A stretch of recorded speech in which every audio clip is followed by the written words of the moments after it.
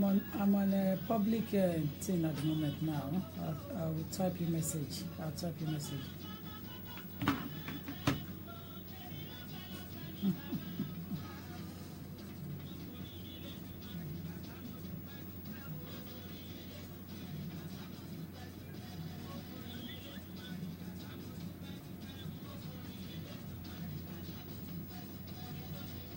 Emma Wole, Emma Aurora. This is pure èdè abínibí. Sẹ́ńtẹ́bà lórí line kó máa interpret fáwọn tí ò bá gbọ́ Yorùbá. Pure Yoruba language.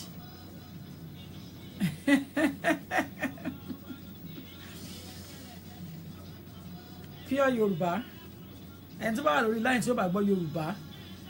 interpret fún.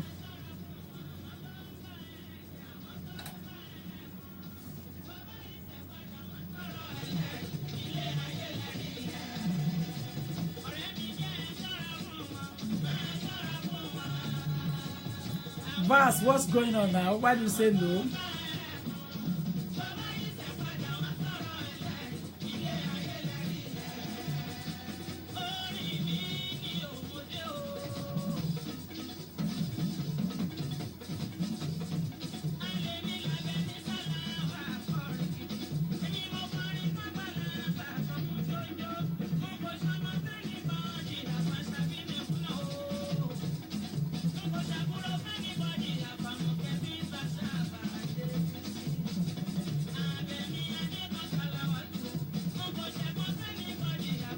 Good morning, Jare èèyàn iyì. Good afternoon, èèyàn iyì. Adéṣúẹ̀tàn Lájíire. Good afternoon. Doris Doyin Idris. Ẹ máa wọlé. Ẹ̀yin ọ̀tọ̀kùlú ènìyàn. Ẹ̀yin èèyàn iyì. Ẹ máa wọlé, ẹ máa rọra. Mo ní kí n rántí ìgbà ìgbé wa. Tá a máa sọ Yorùbá. Ẹni tí ò bá gbọ́ Yorùbá kó forí jì mí. Ẹ máa wọlé Alájà Adéwámidélé. Thank you, ma. Faith Adéọlá Rogers, ẹ máa wo lẹ́yìn èèyàn mi. Ẹ máa tẹ̀ jẹ́jẹ́ bọ̀. Ẹ káàsán, ẹ bá mi pín program yìí dáadáa, ẹ bá mi pín kárí. Yinka, your mom is looking for you. Yes, bá mi mú jáde. Bá mi pín kárí, ẹ bá mi pín kárí. Èdè abínibí. Ó ní mo fẹ́ lọ sí lọ́sàn-án yìí. Mo fẹ́ lọ sínú èdè bàbá àti ìyá mi, èdè tá a bíyàn mọ́ láti kékeré. Ẹ má bínú o, gbogbo ẹ̀yin tí ẹ gbọ́ Yorùbá, ẹ ṣàforíjì. Ọpẹ́ ló ń jẹ mí ní gbogbo ìgbà. Ẹ má bínú sí mi. Ẹ bá mi pín kárí bí ṣingọ́ọ̀mù bí chinchin, oúnjẹ ọmọdé, oúnjẹ wẹ́wẹ́. O ṣé bébì mi jàre. Ẹ bá mi pín kárí. Ẹ jẹ́ ń lọ sínú èdè abínibí.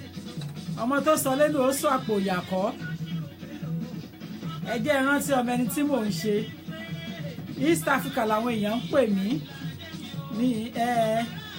Àwọn èèyàn ní ó slim East Africa ni. Ojú ẹ̀ ṣe ṣóṣóró East Africa ni. Ẹ jẹ́ ń wọnú iṣẹ́ lọ.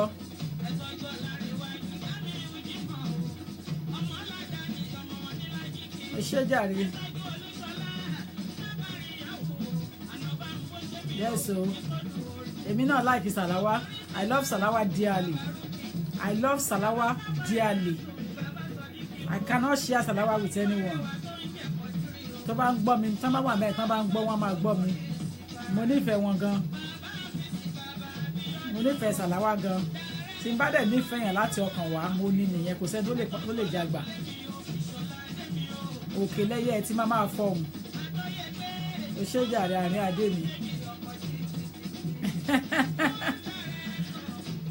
Game changer, God bless you. Game changer.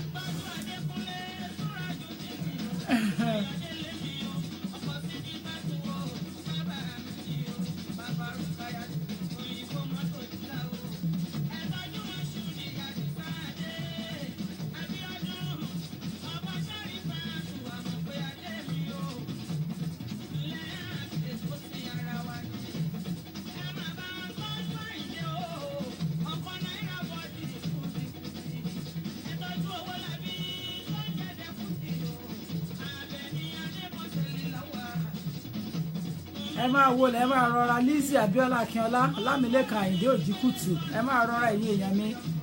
ẹ máa tẹ̀ jẹ́jẹ́ ẹ máa wọlé ẹ máa rọra ẹ ṣeun ẹ kú àdúrótì láti bẹ̀rẹ̀ ọdún Bọ́sẹ̀ Ọlábọ́lá ẹ ṣeun o Àrín Adé my baby girl thank you Doris Doyin Idris Faith Adeola Rogers Ọláìdé thank you Adéníyì Adéyẹmí thank you Yẹmisí Ọ̀pás thank you Olúbùkọ́lá Ọmọbọ́láńlé love Doyin Idris ẹ ṣeun o Prince Adémíjù ẹ máa wọlé ẹni Ọlákàndé ẹ máa wọlé Ọláìdé Adélóyè ẹ máa wọlé Alájà mi ọ̀wọ́n ẹ máa wọlé ẹ ṣeun Òdíọlá Adéṣúẹ̀tàn Ọlájíire ẹ máa wọlé ẹ máa rọra Vas ẹ máa wọlé o ọpẹ́ ló ń jẹ mí gbogbo ìgbà Anna ẹ ṣeun gan ni o ẹ ṣeun gbogbo ìgbà mi ẹ ṣeun mo dúpẹ́ o ẹ ṣeun ọpẹ́ ló ń jẹ wa ẹ já lọ sínú èdè abínibí díẹ̀ ká tẹ̀ wo tá a sì gbọ́ ń bẹ̀ káwé tá a ti gbàgbé let's go into our language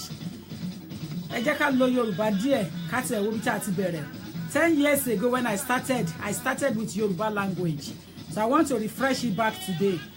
I want to see how far I can speak it. 10 years ago when I started this program, I started with Yoruba language because they are the biggest tribe in Nigeria in the diaspora. Mo dúpẹ́ lọ́wọ́ yín o. Ẹ má bínú ẹni tí ò bá gbọ́ Yorùbá. Ká má jẹ́ kó a máa ń dáríjì ewé ẹ má bínú sí mi ẹ dáríjì mí. Mo ní kí n test èdè yẹn wò lónìí ni. I want to test it. I want to see how far I can go with it today. You will agree with me that today is the last working day in this year 2017. So mo fẹ́ test language yẹn wò. Yes. Mo fẹ́ test ẹ̀ wò ni. Lórí pé mo ń jáde lọ sínú ayé lọ ṣe shopping. Mo fẹ́ test ẹ̀ wò. When I started this program on the media, Yorùbá ni mo fi bẹ̀rẹ̀ gẹ́gẹ́ bí Ọlọ́run ṣe fún mi ní wisdom pé èdè abínibí yẹn ni kò fi bẹ̀rẹ̀ kò fi wọlé torí ìgbéraga ò jẹ́ káwọn èèyàn gbádùn so kò sí àwọn èèyàn ò lè sọ Yorùbá ń ta ojú ń tì wọ́n láti sọ èdè wọn. I am proud to be a Yoruba lady. I am proud of my tribe. I don't want to be ashamed of my language. Ìdí èyí ni mo ṣe jáde wá lónìí láti wá rán wa létí nígbà tí mo bẹ̀rẹ̀ lọ́dún mẹ́wàá sẹ́yìn láti máa sọ̀rọ̀ lórí gbogbogbò báyìí Yorùbá ni mò ń sọ strictly Yorùbá máa dá mi lóhùn padà lédè Yorùbá tó bá ṣe pé o mọ̀ nǹkan máa dá mi lóhùn padà ẹni tó bá mọ̀ nǹkan máa dá mi lóhùn padà ẹ má jẹ́ ká máa pretend tó bá déyàn mẹ́wàá ló lè sọ Yorùbá mo prefer but mo kàn fẹ́ káwọn èèyàn mọ̀ pé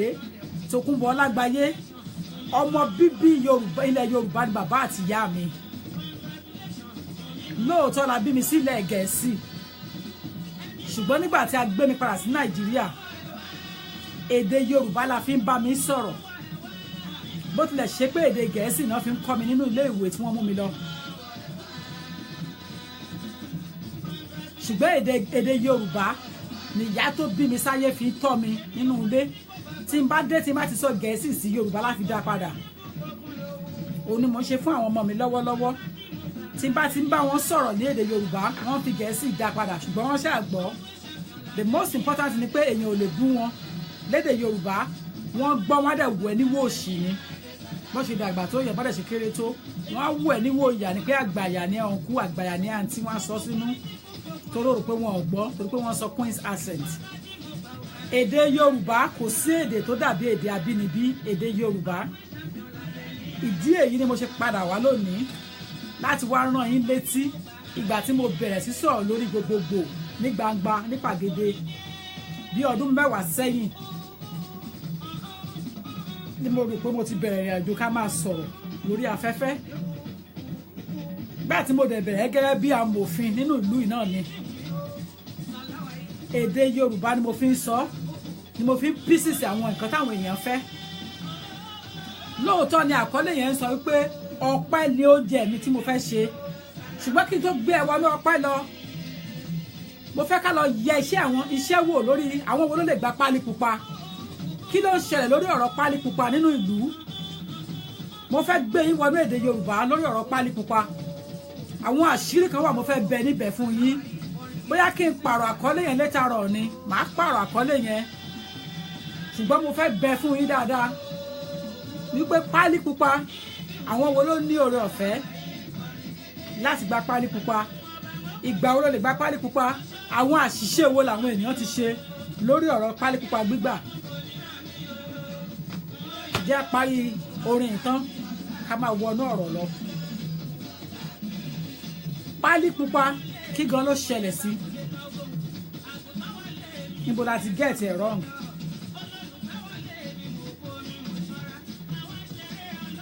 Understand?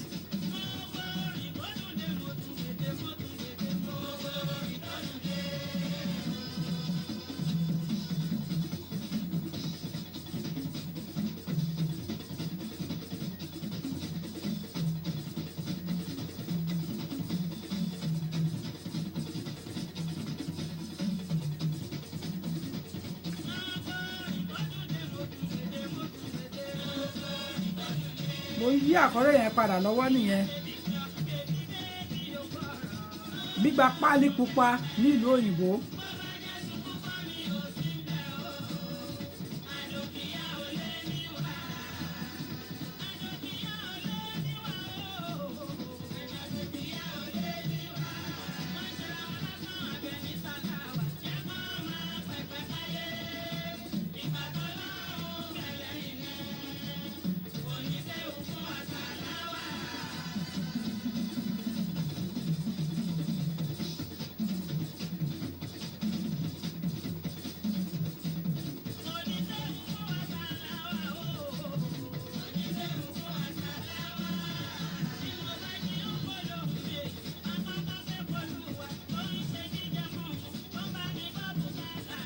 Patrick ó máa bínú ṣùgbọ́n má bínú ẹ má bínú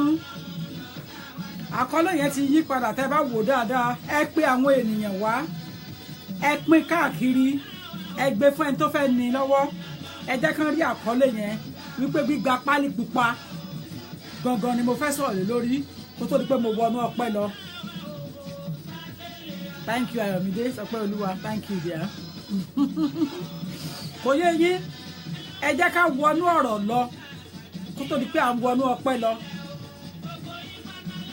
Ó ṣe mí láàánú pé mi ò ní bẹ níbẹ̀ ìbẹ̀ Gẹ̀ẹ́sì màá lọ lédè àbínibíni nítorí pé àwọn àṣírí kọ̀ọ̀kan ni mo fẹ́ máa já sílẹ̀ ní gbangba. You understand?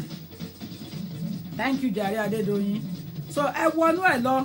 ẹ pé àwọn èèyàn ẹ pín káàkiri ẹ máa bá mi pín ẹ bá mi pín ẹ jẹ́ kán mọ̀ wípé mo fẹ́ nà níbẹ̀ lórí ọ̀rọ̀ gbígba páálí pupa kí ni àwọn àṣìṣe tí àwọn òbí ti ṣe tí wọ́n fi jẹ́ kí àwọn ọmọ wọn sọ páálí pupa nù kí ni àṣìṣe tí àwọn òbí ti ṣe lórí láì kọ́ àwọn ọmọ wọn ní ẹ̀kọ́ kó tó di pé páálí pupa di nǹkan ẹ̀wọ̀n mọ́ wọn lọ́wọ́ àwọn wo gan ló lè gba páálí pupa nínú ìlú United Kingdom náà níbẹ̀ ni mo wà ó darapọ̀ mọ́ mi sọ fún àwọn èèyàn káàkiri mo ti gbédè o ohun tí mo mọ̀ ń jẹ ni mo gbédè yìí o gẹ́gẹ́ bí àwọn èèyàn mi ṣe máa ń sọ wọ́n á ló gbédè ohun tí mo mọ̀ ń jẹ òun lèmi náà gbédè yìí o mo fẹ́ fi ṣe ẹ̀bùn ìparí ọdún fún yín ni nítorí pé ọ̀pọ̀lọpọ̀ yín ló deserve appreciation mi ṣùgbọ́n kí n má kàn sọ lásán mo ní kí n bẹ níbẹ̀ níta gbangba bíbá yìí káwọn èèyàn wá pín káàkiri fáwọn èèyàn wọn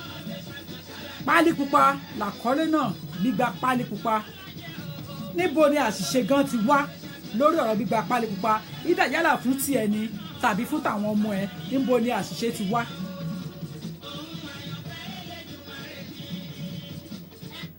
Ó yá jẹ́ ká tẹ̀sí lójú ká bẹ̀rẹ̀ bí kíákíá ni orúkọ mi ò yí padà mo fẹ́ sọ ní èdè abínibí lákòókò yìí mo fẹ́ lọ sínú èdè tá a bí ni mọ́ mo fẹ́ sọ mo fẹ́ nà níbẹ̀ pátápátá ni ìwọ tó bá wá lè jókòó tó bá rẹni tó ń sọ fún ẹ lọ́kìtì ẹ nìyẹn ṣùgbọ́n bí mo ṣe wà yìí mo fẹ́ di ojú mi pátápátá mo fẹ́ sọ̀rọ̀ láti èdè Gẹ̀ẹ́sì èdè Yorùbá wáyé ni mo fẹ́ gbẹgbẹ ẹgbẹ́ àwọn ọ̀gá mi mo fẹ́ gbẹgbẹ yín wọn ìparí ọdún la wà yìí ó wù mí bẹ́ẹ̀ àwọn èèyàn rò pé mi ò gbọ́ Yorùbá tó rinlẹ̀ tó yẹn ni mo ṣe ń dàpọ̀ èyí ló wá mú mi wọnú dáyárì mi pé kí gan ló wà nínú dáyárì lọ́dún yìí kí tó parí ìyẹn ni mo ṣe wá tají mo wá ta gẹ̀rẹ̀ mo wá wò pé páálí pupa ni mo máa fi bá yín jà láàárọ̀ yìí lọ́sàn-án yìí ó ní máa fi sọ̀rọ̀ mo fẹ́ fi bá ìjọba jà ohun tó bá fẹ́ lọ wò ó at least ẹni tó bá máa pín fún wọn tó bá tún máa tún sọ léde Gẹ̀ẹ́sì àkókò ó ti lọ á ná wọn lówó á ná wọn ní àkókò á ná wọn ní ìgbà kó tó di pé wọ́n bẹ̀rẹ̀ sí ní pín yẹlẹyẹlẹ ní Gẹ̀ẹ́sì padà darapọ̀ mọ́ mi sọ fáwọn èèyàn gbogbo kí ló ṣẹlẹ̀ lórí ọ̀rọ̀ pálí pupa gbígbà nínú ìlú United Kingdom nǹkan tí mo fẹ́ fún ẹ nìyẹn o ẹ̀bùn pàtàkì ló jẹ́ láàárọ̀ yìí lọ́sàn-án yìí fún ẹ kí la gbọ́ ní UK aago kan kọjá ni ó gbọ́ ìwọ ọ̀rẹ́ mi tó wà ń bẹ̀ yẹn ìwọ ẹ̀gbọ́n mi ìwọ ìyá mi ẹ̀yin àbúrò mi gbogbo tẹ́ wà ń bẹ̀ yẹn èèyàn mi ẹ̀yin olólùfẹ́ mi gbogbo mọ̀ tó ń ṣẹlẹ̀ ni ṣé ẹ rí ọ̀rọ̀ pálí pupa ó nídìí ọpọlọ ó nídìí ẹni tó bá lè ronú jinlẹ̀ tí ò ní ṣe ẹsẹ̀ gbé pálí pupa kò wà fún tajá tẹran ṣùgbọ́n kí n má bàa máa bá òpóró ilé olóró òun ló mú mi láti máa sọ níwájú báyìí kó tó di pé àwọ̀ 2018 ká má tún ṣe àṣìṣe tá a ṣe mọ́ nínú ọdún yẹn sórí àṣìṣe táwọn ènìyàn ṣe pàápàá jùlọ àwọn òbí tó gba pálí pupa fún ọmọ wọn kéékèèké tí wọ́n bí fún bàbá mi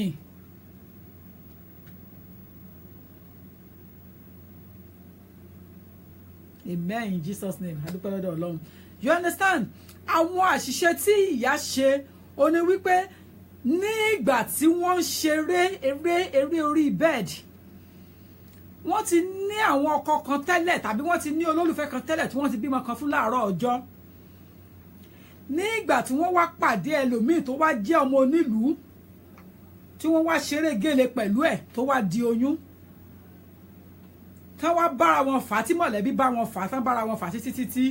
wọ́n ṣàbẹ̀ ẹni yẹn tó wá gba pálí pupa fún ọmọ tí wọ́n bí fún yẹn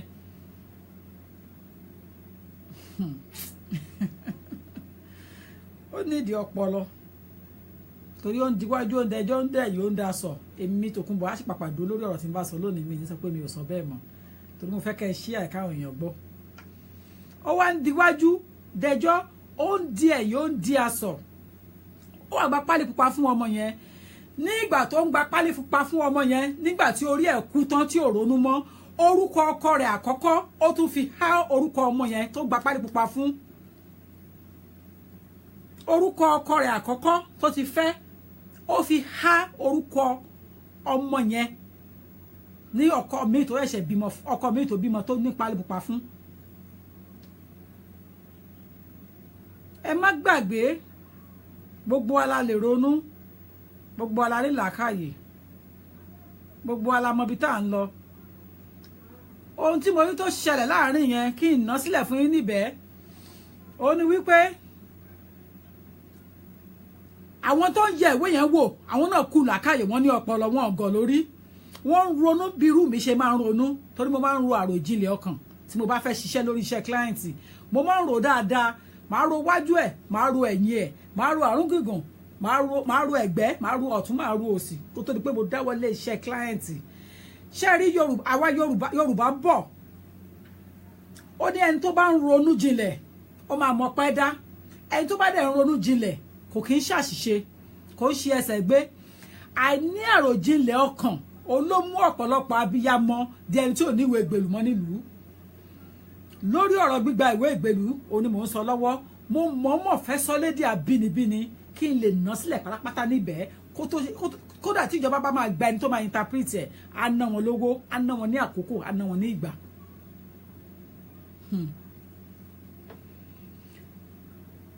tó bá ṣe pé ọmọ ènìyàn máa ń ronú ni àwọn àṣìṣe kan tí wọ́n ṣe tí wọ́n wá di ẹni tí ò níwèé ìgbèlú mọ́ wọn ò ní ṣe é.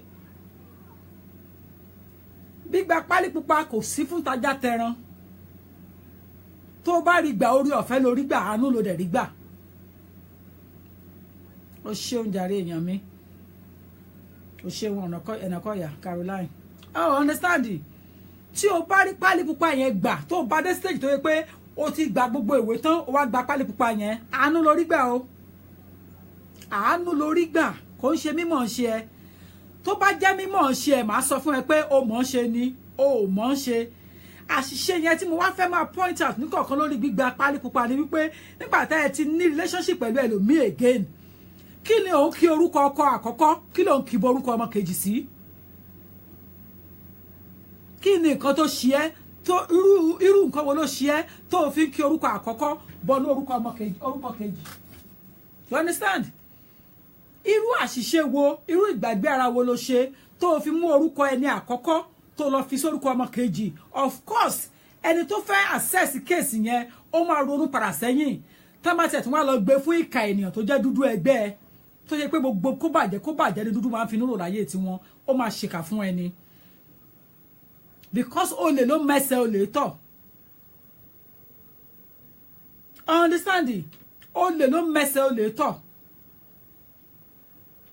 Olè ló mẹ́sẹ̀ olè tọ̀. So tó bá gbé iṣẹ́ yẹn fún dúdú ẹgbẹ́ ẹ̀ nínú ilé ńlá, of course dúdú ẹgbẹ́ ẹ̀ á ṣèkà fún ẹni nítorí pé ìka ènìyàn ni wọ́n. Bí dúdú ṣe dúdú lójú ló ṣe dúdú nínú. Gbogbo ohun tí dúdú finú wọn rò ní pé kó bàjẹ́ náà máa finú rò. Wọn kì í finú rò nǹkan tó dá láyé wọn.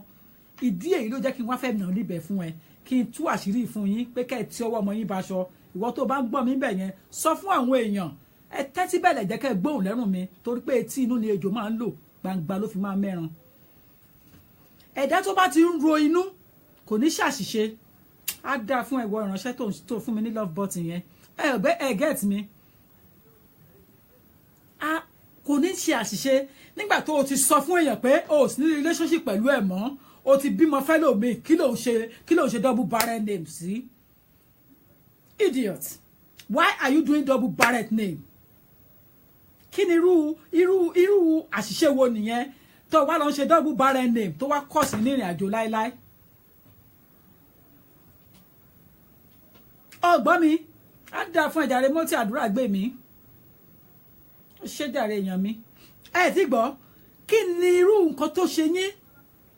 tí ẹ lè nílàkàyè tí wọn lè rántí wípé jẹ́ kí n rìnrìn àjò yìí lọ́tọ̀ọ̀tọ̀ ni kí ló ṣe double barrel name fún. Torí o ti sọ pé o sí pẹ̀lú ẹni yẹn mọ́ ẹ má gbàgbé nígbà tẹ́ ẹ dẹ̀ ń lọ tẹ́ ẹ ń wọnú ilé lọ ẹ má gbàgbé pé ẹ ti bímọ kan fún ẹni àkọ́kọ́ yẹn. So ọmọ tó bí fún ẹni àkọ́kọ́ yẹn orúkọ ẹni àkọ́kọ́ ló ń jẹ́ why tó ṣe fẹ́ àtàṣẹ morúkọ ẹni kejì tó bá ṣe pé ẹni tó gbọ́n nìyẹn.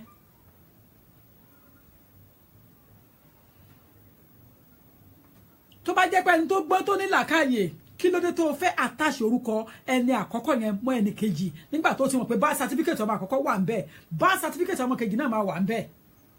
Tó bá gbé níwájú àwọn tó ń ronú tàbí ìka ènìyàn ó máa jókòó ó máa wò ó dẹ̀ máa má ṣe papọ̀ padà ni. Ara àwọn àṣìṣe wọ̀nyí òun ló gbé ìjọba dé orí pé from so time from so period ẹ máa gbé DNA wá. Now ibo ló ti fẹ́ rí DNA fún lọ́dọ̀ ọkùnrin tí wà àti ẹ̀ ò sí papọ̀ mọ́ àbí ibo ló ti fẹ́ rí DNA fún ọkùnrin tó yẹ pé ó kò wá bẹ́ẹ̀ ṣeré lálẹ́ ló dọmọ tó dẹ̀ sọ fún ẹ pé ìyàwó inú ilé òun ò gbọ́dọ̀ gbọ́. Ibo lẹ ti fẹ́ rí DNA gbà lọ́wọ́ irú ọkùnrin bẹ́ẹ̀ torí tó bá jẹ́ èmi náà lọkùnrin mi ní fún ẹ ní DNA torí mo wọ́ọ̀nù ẹ. Do you understand? Níbo lẹ ti fẹ́ rí DNA gbà lọ́wọ́ irú ọkùnrin bẹ́ẹ̀ ohun tí ìjọba dẹ̀ ń béèrè lọ́wọ́ yìí ni DNA. Now àbọ̀ abálọ̀rọ̀ tìjọba àbọ̀ abálọ̀rọ̀ tìjọba nítorí ìjọba ò ní agbára láti máa béèrè DNA. Kò sí nínú òfin ultravirus rules náà ń lò Wednesbury wọ́n ń lo agbára tiwọn ni ṣùgbọ́n kéèsì tiwọn àbọ̀ abá ni torí mi ìráyè tìyẹn nísìnyí àyè tí mo rí ní àyè tẹ̀yìn ènìyàn mi gbogbo tó wà ń bẹ̀ yẹn sọ fáwọn ọ̀rẹ́ yín tí mo sọ bí mo ṣe fẹ́ sọ lédè nìyẹn lónìí o kò dẹ̀ sẹ́ni tó lè change ẹ̀. Mo ṣàforíjì lọ́wọ́ gbogbo àwọn client mi gbogbo tí ò gbọ́ Yorùbá mo tọrọ àforíjì lọ́wọ́ yín inú tó ń bí mi bọ̀ ní agbára nítorí pé mo wà ní ọ́fíìsì lọ́wọ́lọ́wọ́ àwọn ìwé tí mo dẹ̀ ń rí kà lórí email tí wọ́n ń send sí mi àṣìṣe àwọn èèyàn ló ń fa àwọn email yẹn àṣìṣe àwọn èèyàn ni nítorí pé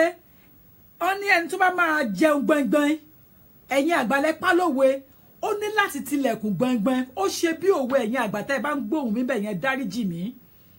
mi ò tówe pa níwájú yín ṣùgbọ́n ohun tí mò ń sọ lọ́wọ́lọ́wọ́ ni wípé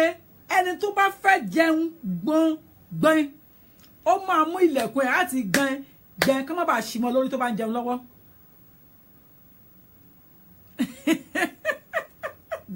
Adédoyin, behave yourself. Ó tí gbọ́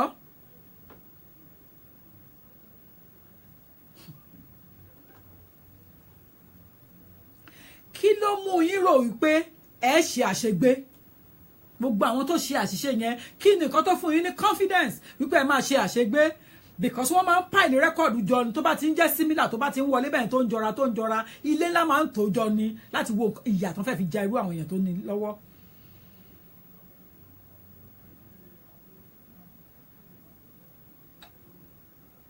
kò yẹ yín ẹni tó bá fẹ́ ẹni tí owó Yorùbá pọ̀ tó bá ìrìn àjò yìí lọ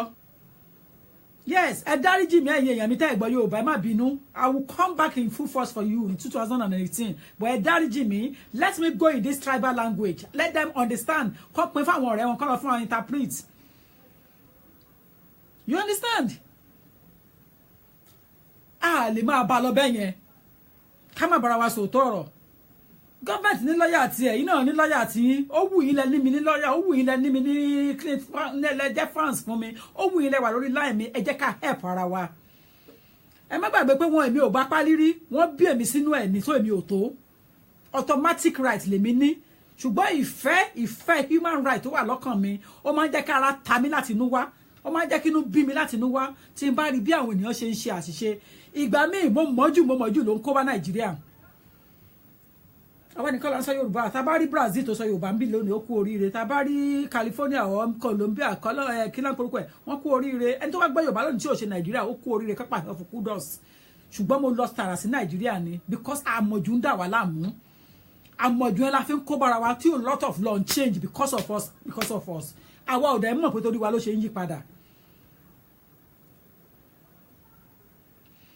because nígbà tí wàhálà ẹ bá ṣẹlẹ̀ ó máa kó bá gbogbo àwọn èèyàn ìwọ àtẹni tí ò sí papọ̀ mọ́ of course o lè gba DNA náà báwo lè rí DNA gbà double barrel yẹn ló ń fa wàhálà because nígbà tó bá ń gbọ́mọ lọ tó dójú ọ̀nà tó ti lóyún fún Òjó tó yẹ pé Àìná ni bàbá ẹ̀ ń jẹ́ bàbá àtàkọ́kọ́ ń jẹ́ tẹ́lẹ̀ tó wá rẹ́gísítà orúkọ tó wá ní Àìná barrel Òjó ṣọ́ stupid ni they not stupid máa tún wá wá bí tí wàhálà yẹn tún wá ń ṣẹlẹ̀ jù bóyá nǹkan kan ti ẹ̀ ṣẹlẹ̀ wọ́n wá sínú ilé yẹn wọ́n wá bá ọkọ tàkọ́kọ́ yẹn wájú náà bá nú ilé wọn bá tẹnì kejì yẹn of course wọn lè bá ṣùgbọ́n ìsọkúsọ tá a máa ń sọ lẹ́nu ó máa ń jẹ́ kí àwọn àṣírí yẹn ó bọ́ sí gbangba kó kúrò ní kọ̀kọ̀ èmi rò pé ẹsẹ̀ pé nǹkan tó dó bá ti dé òríta mọ́ ni bọ́ irọ́ gbù ni tó dó bá dé wọn á ṣí wá ríta dáadáa because majority of things tẹ́ ń ṣe ó ń padà ríta kò dẹ̀ kó máa ríta ó ń padà ríta èkíní àmọ̀jù ni àmọ̀jù ẹ̀dẹ̀ ń fa àṣìṣe ó ń fa àkóbá fún àwọn ènìyàn tí wọ́n ọ̀dẹ̀ fura now bí wọ́n ṣe lè ṣe correction rú nǹkan bẹ́ẹ̀ yẹn ó ní pé òfin tíjọba gbé kalẹ̀ yìí tí ọmọ yẹn ò bá bọ́ sínú yíyà DNA yẹn dẹ̀rọ ní lọ́ọ̀kì lọ́yà bíi tèmi màá fight ẹ̀ fún ẹ tí ọmọ yẹn ò bá bọ́ sí yíyà tí wọ́n béèrè fún DNA yẹn tó ti bí ọmọ yẹn before yíyà tí gọ́ọ̀mẹ̀ntì sọ case worker tó bá refuse ẹ̀ olódo ni ó dẹ̀ nídìí ìbáwí so tó bá dé court wọn ò tiẹ̀ ní turn up tó wọ́n máa mess wọn up ní court ni.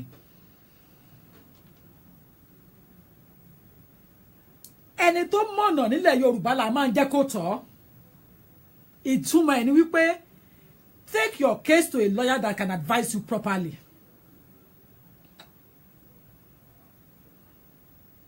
gbogbo amòfin ló gbọ́dọ̀ máa kàwé lójoojúmọ́ lórí iṣẹ́ tán bá specialize lé lórí kó má bàa give wrong advice. now tí yẹn ò bá wá ṣẹlẹ̀ tó wá di pé advice yẹn ń wá látòrí òfurufú of course àṣìṣe máa pọ̀ ń bẹ̀. lánàá ní ìsinmi láti sáré stop case kan lọ́wọ́ èèyàn kan ni tó ní wọ́n sọ báyìí fún mo ní ò gbọ́dọ̀ gbé wọlé because tó o bá gbé wọlé o qualify ọkọ̀ tún máa baṣẹ́ jẹ́mọ́ra ẹ lọ́wọ́ rẹ̀ tún máa tún waste owó ni o ò tí ready lórí àwọn orí ìyá àtàwọn ọmọ nìyẹn tí mò ń sọ lórí ọmọ tí wọ́n bí tí ìyá ẹ̀ tó ti lọ́kọ kan tẹ́lẹ̀ tó wá lọ́kọ míì tọkọ míì ẹ̀ wá ní pálí pupa tí ọkọ tó wá ní pálí pupa ẹ̀ wá gbàwé fún ọmọ tó ẹ̀ṣẹ̀ bí yẹn ẹ má lo double barrel fún ọmọ yẹn mọ́ tó bá dàgbà tó bá fẹ́ yí orúkọ padà sí Àìná Òjó Ògìdìolú ẹ jẹ́ kó ṣe tó bá dàgbà.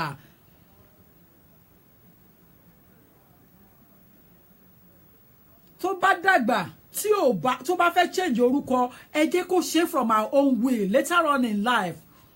Inú ẹ̀ máa dùn ó máa appreciate ìyà tí ìyá yẹn jẹ lé lórí. Ṣùgbọ́n tí ẹ bá fi ti wò yìí ba iṣẹ́ jẹ́ mọ́ oníṣẹ́ lọ́wọ́,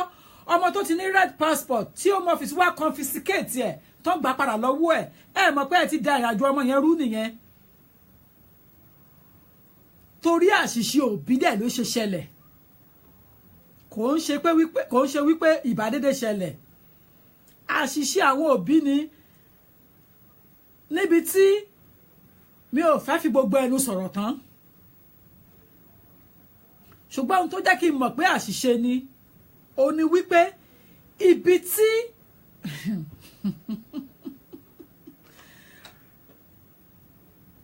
má ṣe o, ibi tí àṣìṣe yẹn ti wá ó ní níbi tí wọ́n ti ń ronú pé ó máa já mi jùlẹ̀ tó bá ti gbàwé tán bó bá ti fọmọ ẹ̀ gbàwé tán á já mi jùlẹ̀ àṣẹ kinní kan. Ibẹ̀ yẹn ni àwọn àṣìṣe kọ̀ọ̀kan yẹn ti ń wá níbi tí Yorùbá ń pè ní ìwà ìmọ̀tara ẹni. Aláìmọ̀kan nírú wọn ṣeun jàre Olúoyè, mo dúpẹ́ lọ́wọ́ ẹ̀ fún Yorùbá ìjìnlẹ̀, ẹ ṣeun. Ohun tí mo fẹ́ máa gbọ́ nìyí o, Yorùbá ìjìnlẹ̀ yẹn gangan mo fẹ́ gbọ́. Yorùbá ìjìnlẹ̀ ní tẹ́ bá ń fèsì padà fún mi, ẹ máa fèsì padà ní ìjìnlẹ̀ yẹn gangan ni, nítorí mo fẹ́ kàn close ẹ̀ pátápátá ni.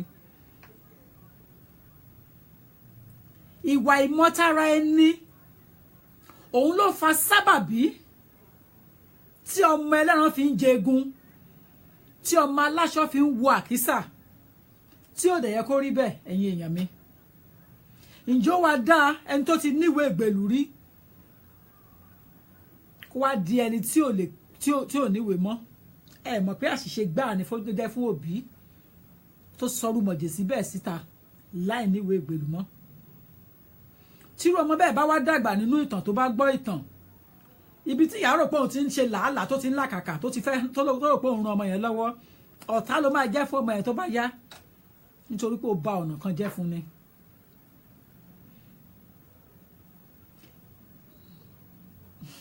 ẹ ṣé bàbá mi, ẹ ṣé èèyàn mi tẹ̀ ń wọlé dé gbogbo, ẹ ṣé. Kí àwọn àṣìṣe yẹn má bàa ṣẹlẹ̀, ẹ ṣeun àfọwọ́fà ni, ẹ ṣeun èèyàn ọmọ Yorùbá, ẹ ṣeun èèyàn ọmọ Káàárọ̀ Oòjíire, mo kí gbogbo yín pátápátá, ẹ ṣeun tẹ̀ ń dé sórí ètò, ẹ ṣeun pẹ̀lú àwọn ọ̀rọ̀ ìjìnlẹ̀ tẹ̀ ń sọ lẹ́nu, ẹ ṣeun mo dúpẹ́ lọ́wọ́ yín, nítorí tí mo bá ń gbọ́ èdè ìjìnlẹ̀ inú mi máa ń dùn ni, ó máa ń jẹ́ kí ìgbéraga wọnú ọkàn mi lọ straight ni tí mo bá ti ń gbọ́ Yorùbá ìjìnlẹ̀, nítorí pé ní gbogbo tribe mo gbèdì fún àwọn tó kàwé nílẹ̀ Yorùbá, ọ̀gá ni ìyá múdà wọn jẹ́, torí náà ńkọ́ inú mi máa ń dùn ni. Ẹ má bínú o, gbogbo elédè yòókù mo padà bọ̀, pẹ̀lú àkókò yìí ẹ jẹ́ n concentrate, ẹ jẹ́ kí n tẹ̀síwájú sí ká máa sọ̀rọ̀ wa lọ. Eré àníyàn là ń ṣe o, because end of the year aláwa, and today is the last working day. The next one will be weekend, and then the next working day will be the new year first day, second day of January. So torí ẹ̀ mo ṣe ń gbé mọ́lẹ̀ pátápátá nísìn kí n fi ká ọdún nílẹ̀ fún gbogbo wa ká lè mọ̀ tó ń lọ, because àìmọ̀ tó ń lọ láà lè bára wa sọ dáadáa, ó ló fa àwọn àṣìṣe wọ̀nyẹn, ló fa àṣìṣe nínú ìlú tó wá di pé ọmọ ẹlẹ́ran jẹgun, ọmọ aláṣọ ń wọ àkísà. Kò yẹ kó rí bẹ́ẹ̀. Even tá bá kó lórí tàwọn ọmọdé yẹn tán tí àwọn òbí wọn ṣe àṣìṣe, ẹ jẹ́ ká bọ́ sórí àwọn àgbà. Ó ṣe ìyá mi láti Maryland, I appreciate you. Ẹ jẹ́ ká bọ́ sórí àwọn tó ti pọ́dún mẹ́wàá, àti wo tàwọn ìkókó nìyẹn tí ìyá wọn lọ́kọ mi ó láwo yẹn. Ẹ jẹ́ ká rìn gẹ̀rẹ̀, ká yà bàrà, ká yà sórí ọmọ tán bí nílùú títí dọmọdún mẹ́wàá. Kẹ́ wá wo àwọn àṣìṣe kàǹbàkàǹbà tí àwọn òbí ń ṣe tínú wọn dẹ̀ ń dùn. Òfin sọ pé ọmọ tó bá bí nínú ìlú yìí láti ọjọ́ tó ti bí sáyé títí tó fi pé ọdún mẹ́wàá kò gbọ́dọ̀ kúrò nílùú tí ò bá sí leave tó fi máa jáde, tí ò bá sí ìwé tó fi máa jáde. Òfin sọ wípé tó bá jáde nínú ìlú ó kàn lọ́lọ́lídé ni, ó gbọ́dọ̀ padà wá pẹ̀lú leave táwọn bá fún un kó padà sínú ìlú kó lè bá àgbà pálí pupa tó bá ti pé ọdún mẹ́wàá. Níbi tí ọ̀pọ̀lọpọ̀ àwọn ìyá ti jẹ́ aláìmọ̀kan, ìdí tí mo fi ń bú obìnrin ni pé obìnrin ló ń control nulẹ̀ jù, àwọn náà wà ní in charge. tó máa sọ fún ọkọ wọn pé ó tó náà nìyẹn tí ọkùnrin ò lè wàhálà obìnrin ló pọ̀ jù nínú ìrìn àjò tá a wà lórí ọ̀rọ̀ pálí pupa ẹ wá gbé àwọn ọmọ yẹn ẹ gbé wọn padà sí Nàìjíríà báwo lẹ ṣe fẹ́ gbọ́n ju ọ̀gá tó kọ́ yín iṣẹ́ lọ sọ fún mi bí o ṣe fẹ́ gbọ́n ju ọ̀gá tó kọ́ ẹ níṣẹ́ lọ láhàn mi ní bàtàǹké lódò ẹ̀yin ẹ sọ fún mi torí ẹni tó kọ́ yín ní olè jíjà ó ti máa ní ọgbọ́n àríkọ́rọ́ mi ó ti máa rí ọgbọ́n mi ó kàn lè dákẹ́ kó ṣe bí ọ̀dẹ̀ ni kó máa wọ̀ ẹ́ níran ṣe bóun ló kọ́ ẹ níṣẹ́ wọ́n ní ohun tá a fi ju ọmọdé lọ a kì í fi hàn tá a bá fi hàn àní fi lè lọ́wọ́ tá a bá fi lè lọ́wọ́ àní sọ bí ó ṣe lò ó ṣe bí òwe ẹ̀yin àgbà.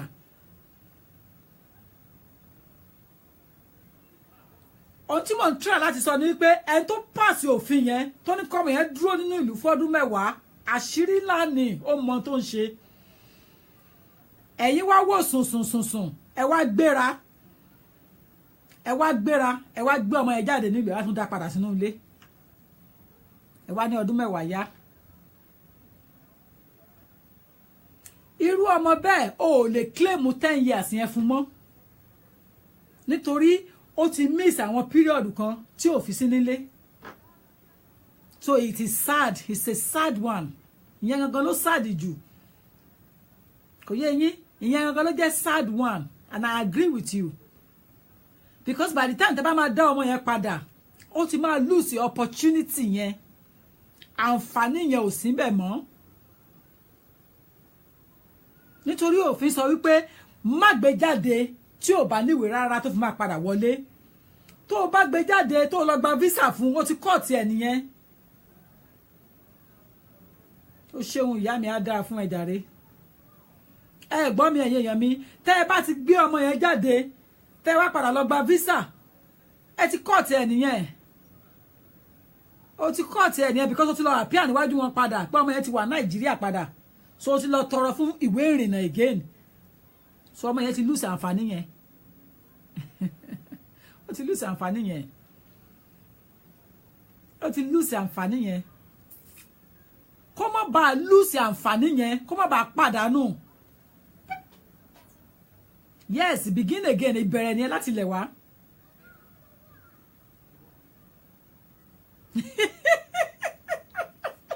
mi ò ní máa kà síta torí èébú nìyẹn o do you understand ṣe rí òyìnbó tó ṣe pẹ́ẹ̀nì ló ṣe rẹ́sà tó ṣe pẹ́ńsù ló ṣe rẹ́sà òun ló ṣe ọgbọ́n kíkún òun ló ṣe mọ́ṣe máa sín ṣùgbọ́n àwa akàndébẹ̀ lójijì ni akànfẹ́ lo ọgbọ́n àríkọ́rọ́mọ́ or whatever it's called lakànfẹ́ lò láti get it done overnight as a result of that àbàjẹ́ fáwọn ọmọ yẹn ni wọ́n ń dàrú ni tí ò sì yẹ kó rí bẹ́ẹ̀ yẹn èèyàn mi tí ò sì yẹ kó rí bẹ́ẹ̀ ẹ̀yin alẹ́gbẹ́ mi gbogbo tí ò yẹ kó rí bẹ́ẹ̀ ẹ̀yin ọmọ káàárọ̀ òjíire tí ò yẹ kó rí bẹ́ẹ̀ ẹ̀yin ọmọ Yorùbá wà mí. èmi gan nífẹ̀ẹ́ yín mo dẹ̀ ní dénúdénú ní ẹ ṣeun. tí ó bá ti bí ọmọ yẹn jáde nínú tó o dẹ̀ ti rí pé o ò níwèé ìgbèlú ọkọ ẹ̀ náà ò dẹ̀ ní tó bímọ yẹn fún ẹ má gbé kúrò nílùú mọ́ ẹ fi wọ́n sílẹ̀ síbẹ̀ tẹ́ ẹ bá ti gbé lọ torí pé bóyá nílé epo Nàìjíríà abẹ́ ń rọ̀nù business abẹ́ wà successful lẹ́kọ̀ọ́ that is a different story entirely ẹ má padà wá jà fún nǹkan tí ò ń ṣe ti yín mọ́ wọn kì í jẹ méjìlá bá àlàdé ọ̀kan lẹ máa mú bẹ̀ àwa tá a wà ní diaspora àwa tí ààrẹ ni help wa ní Nàìjíríà àwa láwa ń bí o bẹ́ẹ̀ ni mo sọ fún yín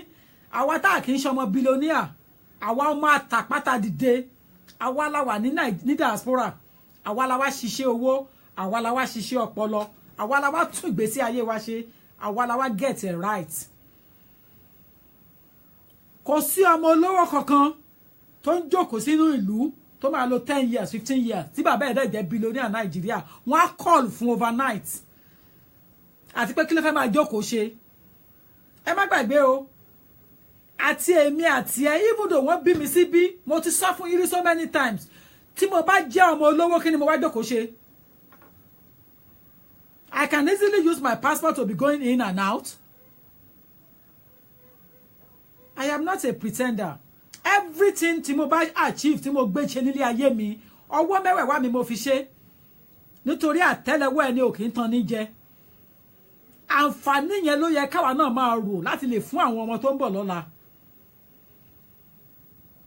àkókò ìgbà tí wọ́n bírú wa yàtọ̀ nítorí pé automatic citizen of the country lèmi wọn ò tí yí òfin padà wọn ò tí tìwọ́ bọ̀ lójú wọn ò tí tọwọ́ bọ̀ nímú kọ́ máa dàrú kiri but ohun tí mò ń sọ fún yín ni pé we are not different if you work hard then you fit into my shoes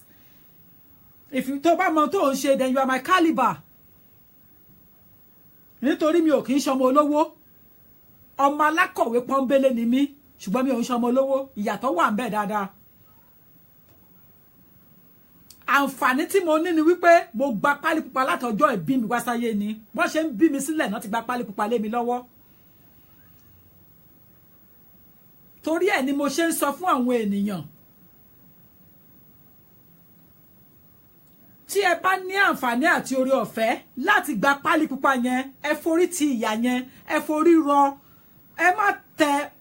òfin lójú ẹ forí ti ìyà yẹn ẹ gba pálí yẹn kó tó di pé ẹ máa lọ bèrè kú tó pa bàbá yín Nàìjíríà ẹ̀yin àgbà náà lẹ ṣáà dìde tẹ́ ẹ pa lówe ẹni tí ọwọ́ ọmọdé ò bá tèkú idà kò gbọ́dọ̀ jáde lọ bèrè kú tó pa bàbá ẹ otherwise wọ́n á rán tẹ̀lé bàbá tó bí tó kú yẹn gan ni wọ́n á rán tẹ̀lé lẹ́yìn ni because kò ní ìdà lọ́wọ́ tó fẹ́ lò.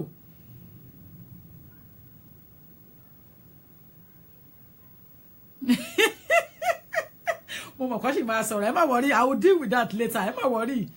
oní òṣọjọ́ yẹn ohun tí mo fẹ́ ṣe lónìí ni mo ṣe tó ń dùn mọ́ mi nínú yìí torí mo fẹ́ sọ̀rọ̀ ìṣítí ni understand mo ń dá padà fún àwọn èèyàn mi mo rántí ọdún 10 sẹ́yìn ìgbà tí mo bẹ̀rẹ̀ public work mi ni Yorùbá ni mo fi bẹ̀rẹ̀ o ni mo ṣe ń dá padà lónìí láti jẹ́ kẹ́ ẹ mọ̀ pé ọdún 10 yẹn ni mo wà àǹfààní yẹn ni gbogbo wa wà la wá síbí báyìí àtèmi tí wọ́n bí síbí tí mo padà wá àti wọ́n tó gba visa wọlé torí pé a ní orí ọ̀fẹ́ a kì í ṣọmọ Adénúgà a ń ṣọmọ Fẹ́mi Ọ̀tẹ́dọ́lá a kì í ṣọmọ Dangote a kì í ṣọmọ Jimoh Ibrahim gan òun la ṣe wá síbí báyìí láti wá fẹ̀ṣì mint wa fúnra wa. Do you understand? Ìdí èyí ló jẹ́ kí n máa encourage àwọn èèyàn ó ṣe ń darí ọmọdé ọmọ ọba máa wọ ẹ̀yìn mi lọ mo dúpẹ́ lọ́wọ́ ẹ understand òun ni mo ṣe ń sọ fún àwọn èèyàn wípé wíwá tá a wá nílùú yìí kò àparò kan ọ̀gá jù kan lọ àfẹ́yí tó bá gorí ebè ni àparò kan ọ̀gá jù kan lọ o àtẹni tó ti gbàwé o àtẹni tí ò ti gbàwé o àparò kan ọ̀gá jù kan lọ ìyá mi bàbá mi ẹ má jà ṣe mistake mọ́ àfẹ́ni tó bá kàn gorí ebè ni tílé oge tóge jẹ̀dẹ̀ tílé oge tóge jẹ̀dẹ̀ torí ẹ̀ mo ṣe ń sọ fún àwọn èèyàn ni mo ṣe ń encourage yín páálí pupa ẹ jẹ́ ká fọgbọ́n ṣe má kánjú kó má bàa da gbogbo iṣẹ́ tó ti ṣe látẹ̀yìnwá kẹ́ má bàa dànù if there is nothing láti lọ mú níbẹ̀ yẹn má kánjú lọ síbẹ̀ jókòó ẹ̀ síbi tó wà yìí kó bá iṣẹ́ ìdílẹ̀ pátápátá tó fi máa gba páálí pupa yẹn sọ́wọ́ tó bá dẹ̀ bá délẹ̀ tán ó mì pé ojú ọ̀run tẹ̀yẹ fò láì fara pákàrà wọn ó mì pé ojú ọ̀run gangan ó ní starting point ìrìn àjò ayé ẹ̀ nìyẹn tó bá ti gba páálí pupa yẹn sọ́wọ́ ẹ má jẹ́ n parọ́ fún yín Èkó gan tẹ̀ ń wò yẹn ẹni tó ní páálí pupa lọ́wọ́ náà ń pè ràn níṣẹ́ bẹ́ẹ̀ jù nísìn ló bá get started ó ṣe jàre ọmọ adé ọmọ ọba nice one you understand ẹni tó ní páálí pupa yẹn lọ́wọ́ òun gangan ni wọ́n ń pè ràn níṣẹ́ nínú òṣèlú nínú ìjọba ní Nàìjíríà lọ́wọ́ torí ẹ̀ mo ṣe máa tẹ̀ sí yín létí ẹ má gbàgbé o ti débi náà nìyẹn ohun tó bá ti gbà ní kẹ́ ẹ fún ṣùgbọ́n ọ̀kan ní kẹ́ ẹ rántí ẹ má tẹ ìjọba Gẹ̀ẹ́sì lójú kó má di pé gbogbo ohun tẹ́ ẹ kó jọ wọ́n wá bàjẹ́ mọ́ yín lọ́wọ́ ẹ má gbàgbé ọ̀kan ní kẹ́ ẹ máa rántí ní gbogbo ìgbà má tẹ ìjọba Gẹ̀ẹ́sì lójú kó má di pé ẹni tí ò fún wàrà ó lè dá wàrà nù. You understand? Ìlú Èkó gan that is Nigeria mo sọ lọ́wọ́lọ́wọ́ yẹn. You understand? Nàìjíríà ni mo sọ lọ́wọ́lọ́wọ́ yẹn tí wọ́n sọ pé ìlú Èkó mo mean the whole Nigerian government ẹni tó ní pálí pupa yẹn gangan náà sunkún ẹ̀ náà ń wá kiri nínú ìjọba jù wàá kàn fi green yẹn tẹ nídìí lásán ni pupa yẹn gangan ló lè ṣe nísìn understand pupa yẹn gangan ló lè ṣe so àárín yẹn nìyẹn ọmọ tó bá ti bí láti bẹ̀rẹ̀ títí di ọdún 10 tí bàbá ẹ̀ ò níwèé tí ìyá ẹ̀ ò níwèé mo fìyà ní Ọlọ́run bẹ̀ yín èèyàn mi ẹ má gbé jáde kúrò nílùú mọ́ ẹ filẹ̀ sáàrin ìlú ẹ filẹ̀ sáàrin àwọn akẹgbẹ́ ẹ filẹ̀ sáàrin àwọn ènìyàn ẹ jẹ́ kó forí rọ ọdún 10 péjọ kan àdọmọ nílùú á kúrò nínú kò síwèé ìgbèlú because tẹ́ bá ti gbé jáde àǹfààní yẹn ti lọ nìyẹn ẹ wò lẹ́nu jẹ́ mẹ́ta yìí mo bá àwọn Ghanaian kan ṣiṣẹ́ ọkọ àtìyàwó ni wọ́n ọmọ wọn pé ọdún 10 wọ́n forí ti ìyà yẹn àwọn méjèèjì ló ń sign ló ń report fún ìjọba nígbà tí wọ́n déwájú mi wọ́n ní kí n bá wọn gbé ìwé wọlé ọkọ àtìyàwó lábẹ́ ọmọ tó gba pálí pupa red passport tó pọ́dún 10 nílùú mo ní hey iṣẹ́ ńlá lélẹ́yìí o ìlú lé o ohun tí òfin sọ lọ́wọ́lọ́wọ́ wọ́n ní kí n wọlé lọ kí n máa lọ wọ́n wá sọ fún mi wípé àwọn méjèèjì làwọn ti wọ́ bọ̀wé kí n tẹ̀lé pálípà yẹn kí n máa fi gbéwèé wọlé fáwọn èkíní mò ń ro orúkọ mi nínú ìlú mi ò fẹ́ kó bàjẹ́ ẹlẹ́kejì mò ń rántí àwọn tó ń gbé wọn wá fún mi àwọn èèyàn ńlá àwọn èèyàn gidi ní Ghana tó ní kán wá bá mi mò ń ronú wọn owó náà dẹ̀rẹ́ mo ní ìdí ẹ̀ so iṣẹ́ ọba rán ni níṣẹ́ kínní kan iṣẹ́ ọba kò ṣeé má jẹ́ odò ọba àbí nǹkan kò ṣeé rọ́ọ̀lù mo wá stuck in between mo wá stuck ohun tí mo wá end up láti ṣe òun ni wípé mo béèrè fún ọgbọ́n àti òye wípé Olúwa tí iṣẹ́ ìbá máa dójú tì mí tó bá máa ní wàhálà nínú kó tó di pé mo gbé ìwé ìwọlé jẹ́ kí àwọn ìránṣẹ́ ìpadà wá kán láwọn ò ṣe mọ́ kán sọ fún mi pé àwọn ò ṣe mọ́ ṣùgbọ́n tí àwọn ìránṣẹ́ ìbá dá sí mi láyà tí wọ́n sọ pé àwọn ò ṣe mọ́ láàrin ìjọ bí eléyìí màá tẹ̀síwájú màá gbé ìwé yẹn wọlé ọjọ́ kìíní lọ ọjọ́ kejì lọ ọjọ́ kẹta lọ ọjọ́ kẹrin lọ mi ìgbúrò wọn mo ṣe gbéwèé nìyẹn mo ṣe gbéwèé wọlé nìyẹn a fẹ́ ṣe Christmas yìí ni wọ́n grant ọkọ àti ìyàwó wọn papọ̀ náà fún wọn níwèé gbèlú wọn ohun tí mo fẹ́ fàyọ ní pálí pupa yẹn ẹlẹ́ẹ̀kejì mo sọ fún yín pé agbára àdúrà náà wà ń bẹ̀ ó yẹ yín so mo gbéwèé yẹn wọlé Christmas yìí la fẹ́ ṣe bíi 3 weeks ago wọ́n grant àwọn ìránṣẹ́ yìí àtọkọ àti ìyàwó ni wọ́n ti fún níwèé ìgbèlú papọ̀ at the same time àwọn ló mọ bí tí Christmas ti bá wọn bá a ṣe ń sọ̀rọ̀ lọ́wọ́ èmi mo mọ ẹ̀bùn tí wọ́n fún èmi ọkàn mi ló máa ró sí èmi ni mo mọ ẹ̀bùn iyebíye tí ó jọ wọ́n lójú iṣẹ́ tí mo ṣe tó jọ wọ́n lójú tán fi ta mí lọ́rẹ. ká ní wọ́n ti gbé ọmọ yẹn kúrò nínú ìlú thank you Bakari Tiwalade thank you ká ní wọ́n ti gbé ọmọ yẹn kúrò nínú ìlú láàrin ìrìn àjò tọmọ yẹn tán bí ọmọ yẹn ìrìnàjò yẹn ti bàjẹ́ nìyẹn orí ọ̀fẹ́ tí wọ́n wá rí gbà ìwọ̀n ní rí gbà nítorí a pé GP a ní kó download wa ní 10 years history láti gbà wọ́n ti bí ọmọ yẹn àti mọ̀ pé kò lè bẹ̀rẹ̀ school láti bẹ̀rẹ̀ bọ̀ a pé health visitor tó rí ọmọ yẹn àti midwife tó rí ọmọ yẹn àgbà history wọn ìgbà tó bẹ̀rẹ̀ nursery school jẹ́ ló sinmi a pé school tó ti bẹ̀rẹ̀ a ní kan download wa luckily school tó ti bẹ̀rẹ̀ ló wà títí tó fi ọdún 10 yẹn so a kan download wa ìgbà tí mo máa lọ bá ìjọba ẹni tó bá rántí Belgium case dáadáa a rántí pé a sì wà ní Europe àti ìjáde ní Europe ohun tí mo sọ fún ìjọba lórí ọmọ ọdún 10 yẹn ni pé àwọn àgbà George kan nílùú yìí wọ́n sọ̀rọ̀ nígbà tí mo wà ní kóòtù ó dẹ̀ wà nínú òfin dọ̀la ohun tí àwọn àgbà George yẹn sọ ni wípé British education for British children. British education for British children. So they must remain in the country. mo wá lọ tú ọ̀rọ̀ àwọn àgbà judge yẹn jáde, mo wá lọ tú ọ̀rọ̀ Belgium lórí Soprano jáde, mo wá tú European law wá jáde wípé a ṣì wà ní Europe, mo wá rán wọn létí nílé ńlá wípé ìwọkíwọ tó bá fẹ́ ṣe òfin yìí, tó bá fẹ́ gbé ọwọ́ lérí ìwé yìí, tá a bá dé court máa win yẹn, so má rò ẹ̀ waste owó ìjọba, má dẹ̀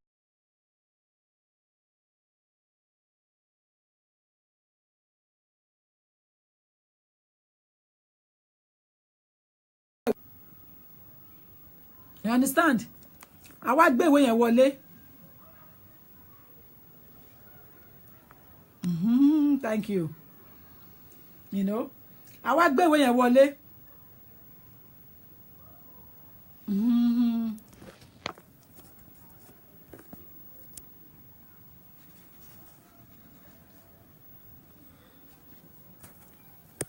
It looks we are stuck here a bit.